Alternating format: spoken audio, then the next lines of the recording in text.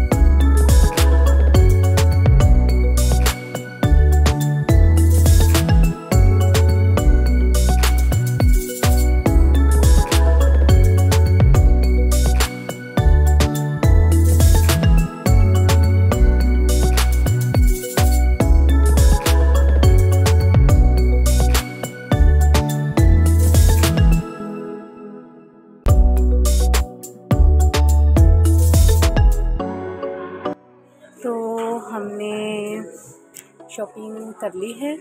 जूता मेरे लिए भी जूता ले लिया है मेरे लिए भी, और अब हम निकलेंगे और देखेंगे कुछ खाने पीने के लिए और फिर हम जाएंगे घर।